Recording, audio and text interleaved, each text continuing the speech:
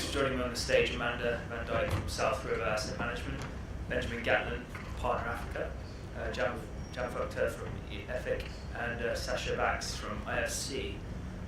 Been on the ground here, I think at the end of 2 days conference, and the prospect of beers in the sun is weighing heavily on. But we'll tackle a couple of the key questions, the key topics for the sake of the cameras, and the meetings as they finish, people might filter in. Guys, it's an important theme and perhaps quite timely with the incidents that happened the week before. But I wonder if you could just each quickly run through how ESG principles affect your approach to deploying capital in the industry, and how you think there could be a link, or there definitely is a link, between ESG principles applied by management teams and the success of a junior mining company, for instance. Amanda, I know you've got a number of thoughts on this, and you've done a lot of research in this area, so over to you to start. I think most of us would agree that from an investment perspective, ESG in the juniors and even the seniors is no longer an opinion. It's just, it's from where I invest in the junior space, if you don't have a social license to operate and you don't have appropriate environmental protections in place, you simply will not get permitted, and you won't go into production, you won't make any money. So it's not even I'd like it, it's an absolute necessity. It's if you can't tick this box, it's just not going to work, period. On the governance side, I've done a reasonable amount of research, and when it comes to mining companies, better governed companies, and by that I mean diversity of skill, diversity, so a team approach, diversity of skill, diversity of background, having local representation on the board, diversity of gender as well as age, are all correlated to better share price performance and better profitability in the long term. But do you think that's changing in terms of the balance on the board level of the age, the gender, as you say? Do you see a change in the industry or an evolution at the moment? Mining has often been criticised as being slightly archaic or slower moving, perhaps, than something like tech companies or Silicon Valley, for instance. The truth is, at least insofar as gender is concerned, at the board level, it was very popular for a very long time. It was very topical post-GFC.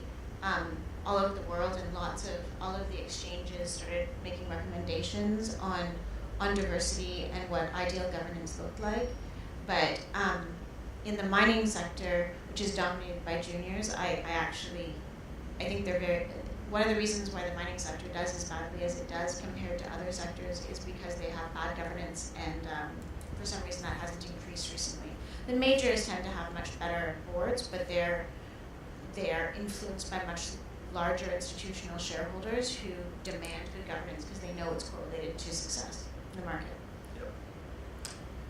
Sasha, do you have a take on that? Do you agree with that? Yeah, sure. So I think, for starters, the IFC is a DFI. So by virtue of who we are, for us it's a triple bottom line. It's sustainability, it's development, and it's profitability. All three of them are part of our investment criteria. But stepping away from that, I think ESG was regarded as a cost for many, many years. And I think probably starting five or 10 years ago, I think there has been a shift to where companies realize that it may be a cost, but ultimately it's an opportunity to manage commercial risk, to mitigate commercial risk, to thereby manage the engagement with key stakeholders. And so from our perspective, everything in this regard comes down to effective stakeholder engagement and understanding and managing the expectations of all the different stakeholders that could impact an operation, whether that's government, NGOs, civil society groups, communities, and ultimately investors. And to that extent, removing the information asymmetries about a project. And so that I think is the underlying issue. More specifically, environmental and social and governance risks, like I said, companies that are effective in addressing those risks, ultimately the incidence of communities stopping an operation, there will be the probability of that happening will reduce.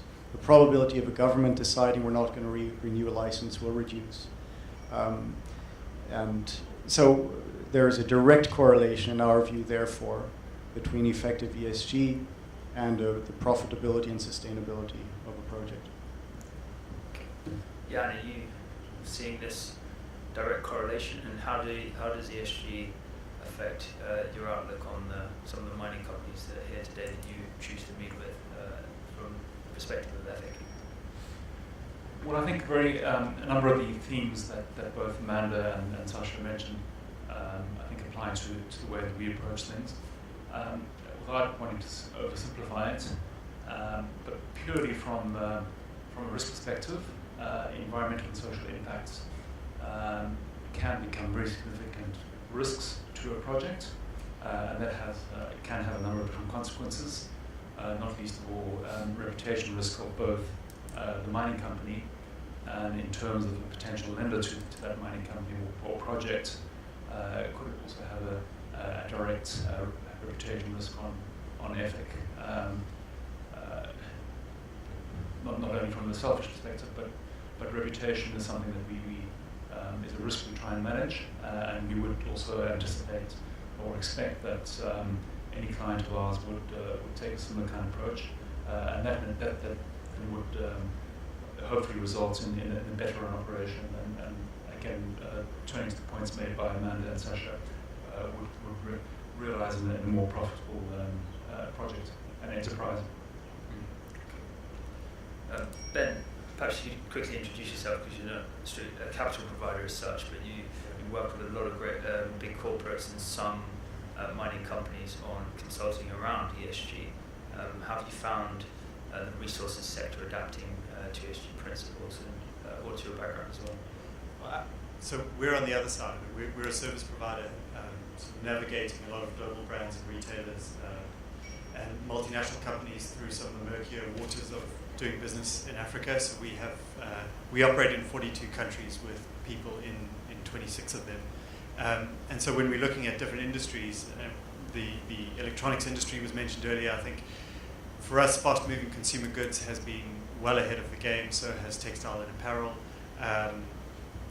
Electronics has come, and only now we're really starting to see this appetite from the extractors. And I think it has something to do with the consumer-facing nature of the product. And obviously, a bottle of Coca-Cola is a lot more of an obvious target for a campaign in some ways. But I guess who's calling us is often a litmus test of which industries are under pressure to demonstrate good governance and environmental and social best practice. But I think you also can't ignore some of the external factors that are driving it.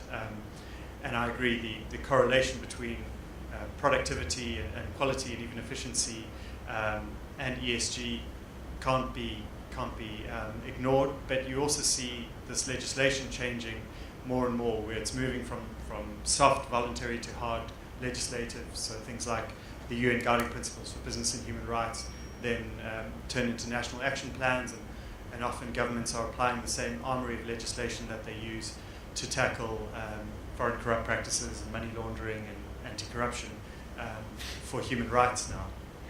And you see it in the Modern Slavery Act, the Transparency and Supply Chain Acts, etc. So we're seeing a legislation shift which is starting to drive the appetite and the interest in ESG. But I think you're also seeing that shift in consumer pressure. And I think Brazil is a good example of that we've seen recently. What do you think is perhaps more weighty or more influential in an industry then? It's consumer pressure and the fear of perhaps your reputational risk of going down the pan,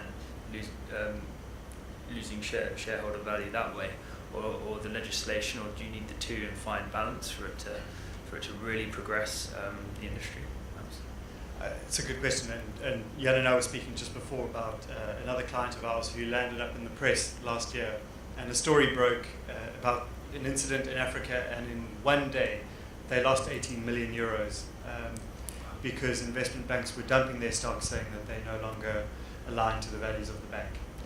So the financial impact is huge. I think the overall legislative impact is also, they go hand in hand. And I think overall that consumer demand on companies, it's no longer about how they spend their money. It's no longer about corporate social responsibility. Consumers are smart. They're tech savvy. Any company's greatest nightmare is a smartphone away. And what that means is it's about how you make your money instead of how you spend it. So it's about treating communities with respect, appropriating land the right way, avoiding corruption, all the way through to engaging communities in supply chain activities around the mine, etc. So the landscape's changed on many different levels. I don't think we can pin it down to one. An evolution. Amanda, you want to comment? I might slightly comment on that in that, so we have generalist funds as well as mining-specific funds. And it's my opinion, and I think a lot of people share it, that one of the reasons that mining companies trade at much lower multiples and less money is invested in mining companies is because overall, globally, mining companies have a historically very bad reputation when it comes to environmental, social, and governance issues. And investors increasingly no longer want to be associated with, I mean, you can put your money anywhere. Why put it into something you don't feel comfortable sleeping at night because you're investing in? You mean institutional money or retail as well? I think both. Yep. There's a trend for investing. So I think from an individual investment perspective, they'd rather invest in sectors that they feel comfortable with, that they like, that are companies, generally speaking, that they think are doing general good in the world. I would argue from another point of view that mining actually provides incredible amounts of good for development in the world, but nonetheless, the individual consumer and investor doesn't generally perceive that in the mining industry. And the mining industry needs to go do a lot to better its reputation as a global citizen, I think. But on the other hand, from the institutional perspective, everybody's got a client. And if larger institutions who invest in the mining sector are perceived to invest in companies that don't have good environmental, social, and governance programs, they won't get as many people investing in them. There's a huge amount of pressure to check the boxes on that because of the reputational risk. I mean, BlackRock, for example, if it came out that the BlackRock Golden General Fund was invested in something, a human rights disaster or something like that, Yep. I assure you, I was speaking to a large London-based institutional investor over dinner the other evening, and he was discussing how much pressure he came under because he held Vale. That as soon as that happened, the head of the pension fund, because they have hundreds of funds, called him and said, "Why are we holding that?" Right? Because now investors are going to call us and say why we invest in bad projects. So that there's pressure, investment pressure to invest in projects seen as good and environmentally safe and well-governed our pressure from our investors to invest in good projects is huge. And in some respects, does that narrow the playing field a little bit? Or does it just make your job that much more difficult in terms of the layers of due diligence that you have to apply? How are you finding that process? It's obviously very important in terms of your LPs and where that comes from. We all invest for different reasons, but for equity investors, and I know a number of equity investors, I would say for at least the last 5 years, we would always ask questions about environmental, social, and governance, and if minimum requirements weren't in place, we simply wouldn't invest because it would, it's not something we can invest without having in place any longer.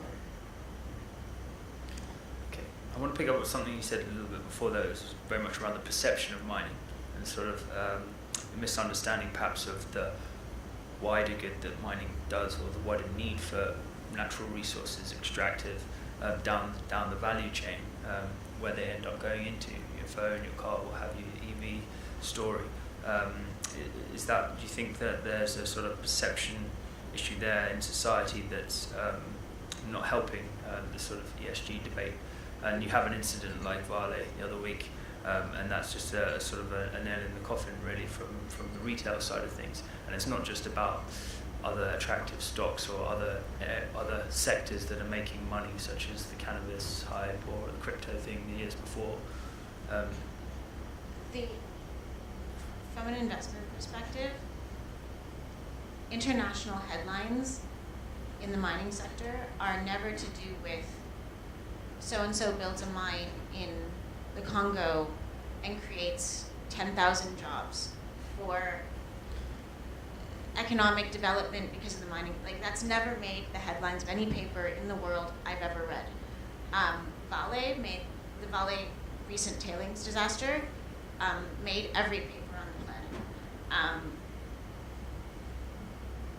When those miners were stuck down a mine in Chile, it makes every paper on the planet front page news.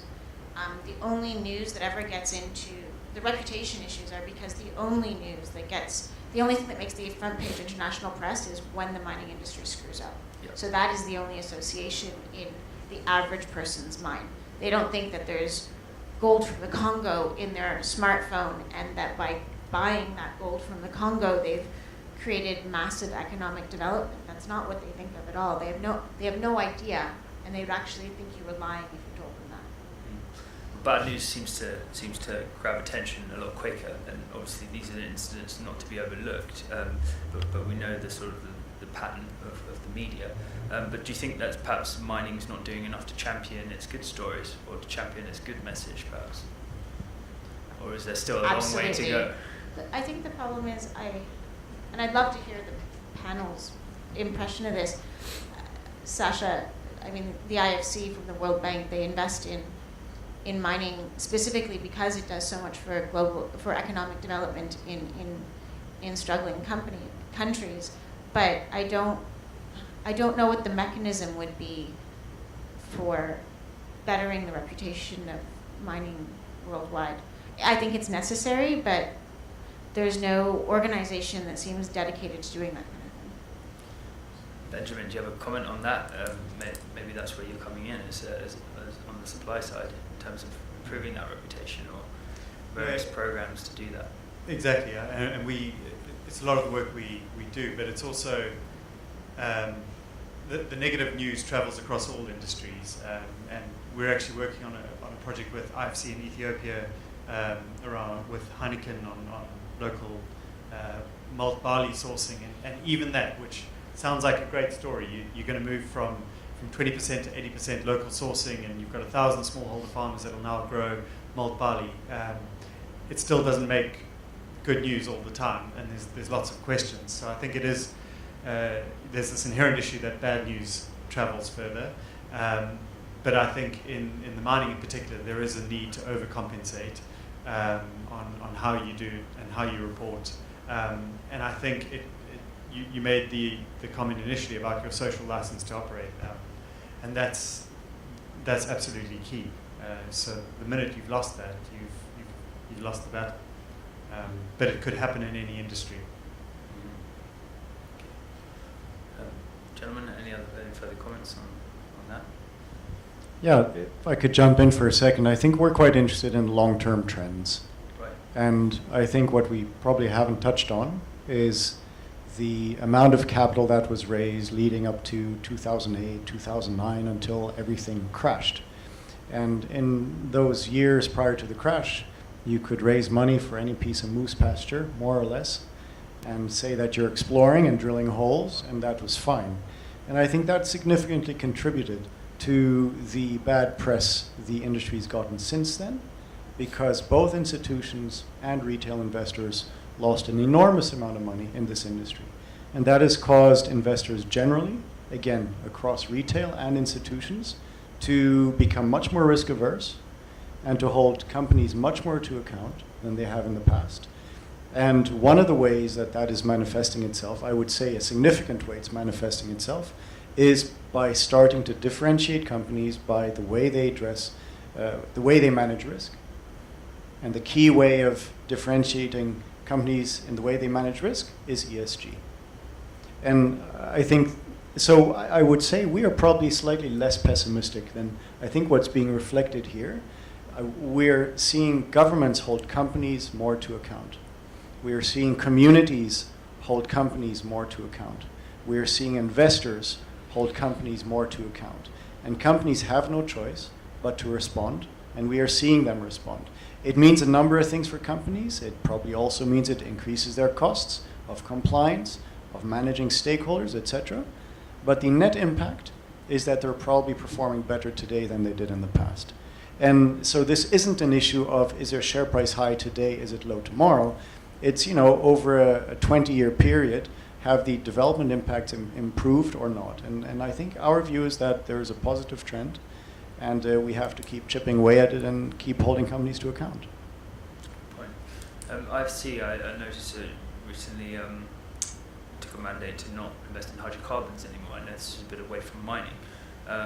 But that was a move in line with sort of World Bank approach to hydrocarbons, creating cleaner environments, cleaner fuel burning throughout the world, and that's quite a good example of where this sort of policy change or mandates are changing to really activate this sort of what you were talking about there. Yeah. So you see a positive trend, just to sort of wrap up and perhaps conclude on what's our final panel of one-to-one anyway. Jan, are you equally positive in terms of the trends that you're seeing across the sector with a view to ESG? Yes, I think that's correct, and I think a lot of the sentiments that Sasha expressed, I would agree with. I think for a mining company that obtains this is a very loosely used term, social license, but if a mining company obtains its social license, and in the long run it's actually cheaper or costs less money than if they don't, because money is better spent, and less money spent up front will prevent the incurring higher costs at a later stage. In our experience, and being an Australian export credit agency, we obviously deal mostly with Australian companies. I would make the observation that mining companies are becoming increasingly responsible. Of course, there are exceptions. That's not to say that everybody is acting in an appropriate way. But there are an increasing number of standards that are being universally applied, and ISC play a very important role in that regard with the ISC performance standards, and a lot of people use their framework for screening and evaluating environmental and social risks. So I think as that gets more universally adopted across the industry, I think that will result in a general lifting of standards. Of course, some companies tend to apply things more thoroughly than others, but inevitably you do always get a difference in approach between companies. Ben, with the sort of few clients that you work with on the mining and extractive side of things, do you see they're catching up with some of the other sectors that you cover? And do you agree with this positive trajectory? Yeah, I do, and also agree with what you just said, because I think the proliferation of resources and tools and the way that you can now disseminate information has played a huge role in bringing the mining industry up to speed with some of the other industries. And when we're also talking about standards, what we're seeing is the geographical scope is much broader. So it's no longer about where you're registered, it's about where you operate. And that's certainly in the eyes of the SEC, who's got tentacles that can stretch far and wide. But also the pressure and the responsibility to abide by higher standards than might be present in a very remote part of Africa. And the ability to monitor that, I think, is starting to raise the bar globally. Yeah. Amanda, do you have a final summation on this? You've obviously done a lot of work and research across it all, but are you feeling equally positive with the way the industry's going? I think we're all from different perspectives agreeing that these days ESG compliance to a minimum degree, and while there's differences in how well environmental, social, and governance principles are applied, but a minimum level of them is being seen throughout the mining industry more than it's ever been seen in the past, and that's a trend that is likely to continue because for so many reasons it's just the way the world works these days. Okay, fair enough. Okay, with that, I think we'll conclude. Thank you very much for your time.